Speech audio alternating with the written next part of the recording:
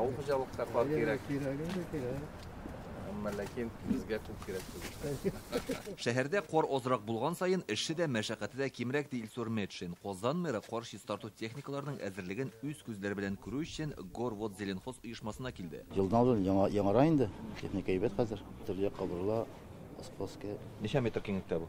4 метр. Тик бу хезмәткә бик килергә теләмиләр шул. Менә бер сафта төзелгән 150-гә якын техникага 30 машина йөртүче җитмәй. Чистартасы участоклар яңа юллар бәрабәренә елдан-ел арта.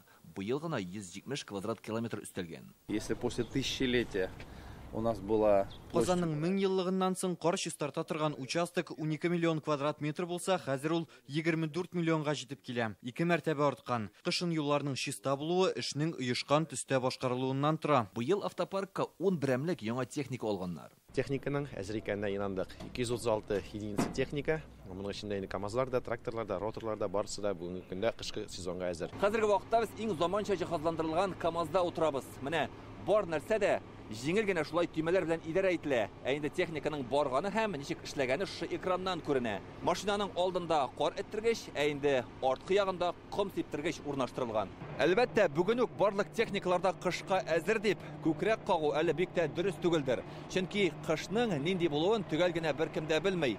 Чын әзерлек ул кыш айларында bir тәүлек içində bir айлык норма кар яуганнан соң күренәчәк. Барлыгы 600-дан артык техника юлларны чиста һәм пөхтә тоту буенча хезмәт күрсәтәчәк. Көчле буран булганда кар чистарту техникаларын 1000-гә кадәр җиткереп була диләр. Казан мэриясендә кышкы чорга әзерлек турында штабның беренче утырышында сөйләштеләр.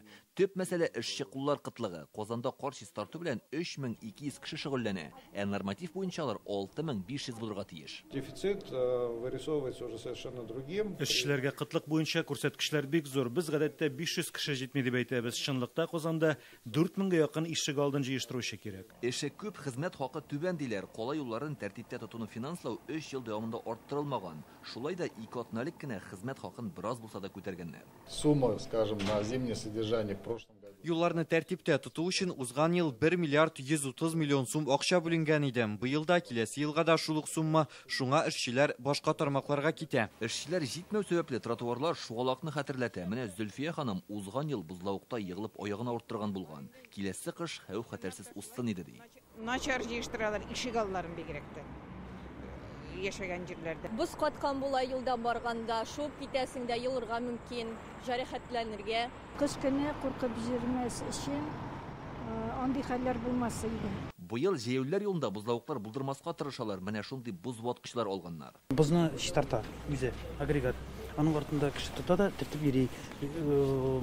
Безнең калынлыгына регуляр итәсең инде. Быел кыш Казанның порт урамында яңа кар эритү станциясе ачылырга тиеш. Мондый объект башкалада 8 булачак. Аларның гомуми егәрлеге нәтиҗәсендә тәүлегенә 6000 тоннадан артык кар эритә алалар. Илдар Сафиуллин, Гадел Меңдубаев, Яңа Гасыр каналы.